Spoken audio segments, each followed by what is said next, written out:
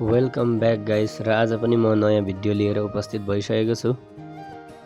आजको हाम्रो नयाँ यात्रा कहाँसम्म रहेको छ त भन्दाखेरि हाम्रो बुद्ध शान्ति 6 बाबरी टारदेखि लिएर इलाम जिल्ला अन्तर्गत रोङ नगरपालिकामा स्थित किरात पार्क हामी जाँदैछौँ। अहिले चाहिँ भने हामी घरबाट निक्लिसकेका छौँ। दिदी भिनाजु म अनि भान्जा भान्जी हामी 4-5 जनाको ग्रुप भएर हामी घरबाट निक्लिसकेका छौँ किरात पार्कको लागि।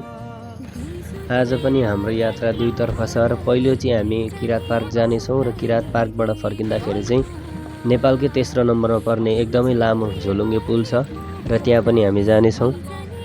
प्राकृतिक सुन्दरताले भरिएको ठाउँ हाम्रो झापा इलाम र यस्तो मनमोहक एकदमै रमाइलो दृश्यहरू हेर्दै पाखा पखेरा हेर्दै हामी यात्रातर्फ अघि बढी नै रहेका छौँ।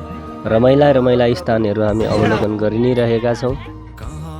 कतै कतै ठाउँमा बाटो खराबी भएको कारणले हामी सोध्दै खोज्दै बिस्तारै जाँदै करिब हामी 1-1.5 घन्टाको यात्रा गरिसके पछाडि किरात पार्क पुगिसकेका छौँ र अब हामी गाडी पार्किङमा हालेर अगाडिका दृश्यहरू तपाईँलाई देखाउनेछौँ। फाइनली गाइस अहिले चाहिँ भने हामी गाडी पार्किङमा हालिसके पछाडि चाहिँ किरात पार्कतर्फ हामी लागिसकेका छौँ। यहाँको यो मनमोहक दृश्यहरू यस्तो प्रकार छ। अहिले भने चाहिँ गाइस हामी यहाँ किरातेश्वर पार्क आइसकेर हामी यहाँ फोटो भिडियो सुट आदि चाहिँ भइसक्यो। अब आदि भन्ने चाहिँ हामी यो पाटोमा गएर गर्नेछौँ। यताको यो पाटोमा चाहिँ हामीले सक्यौँ। अब यताको पाटोमा गएर एकछिन रमाइलो गर्नेछौँ र फेरि हामी तल हाम्रो भाइरल पुल छ जुन चाहिँ 400 मिटरवाला लामो झोलुङ्गे पुल छ त्यहाँ हामी जानेछौँ। यस ठाउँको हामी रमाइलो दृश्यहरू हेर्दै अघि बढिरहेका छौँ।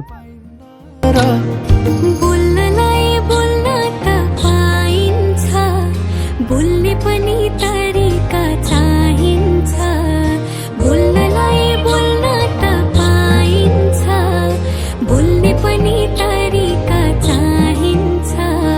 बिजुली बनेको होला मैजाने पुतली रेलैमा,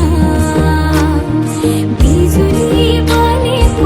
र यस किरात पार्क अवलोकन गर्ने क्रममा हामीले लिएको केही छायाचित्रहरू यस प्रकार छ।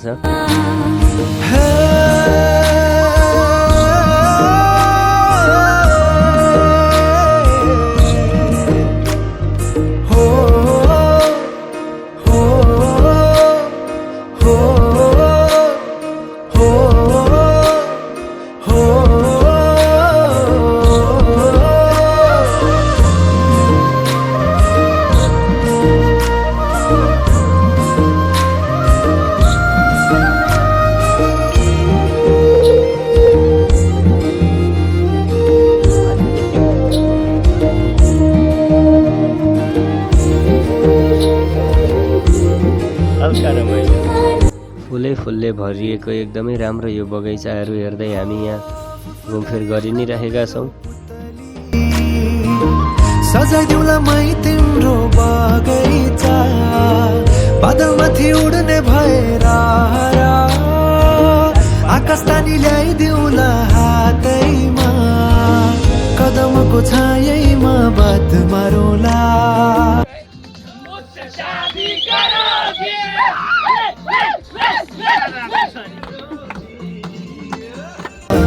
मिठा कुराकानीले याद भरौँला, मुटु छोडिदिउँला। हामीले किरात पार्क अवलोकन गरिसके पछाडि अब हाम्रो नयाँ यात्रा रहेको छ झोलुङ्गे पुलतर्फ र हामी पुनः आफ्नै घरतर्फ फर्किँदैछौँ र बिच बाटोमा पर्दछ त्यो झोलुङ्गे पुल चाहिँ र हामी त्यो पनि हजुरहरूलाई देखाउनेछौँ।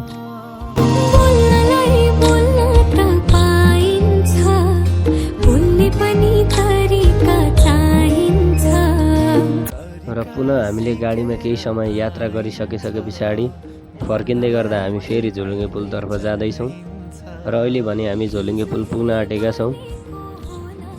अहिले भने गाइस हामी यहाँ झोलुङ्गे पुलमा आइसकेका छौँ। यो चाहिँ हाम्रो नेपालको तेस्रो नम्बरमा पर्ने एकदमै लामो भएको झोलुङ्गे पुल हो।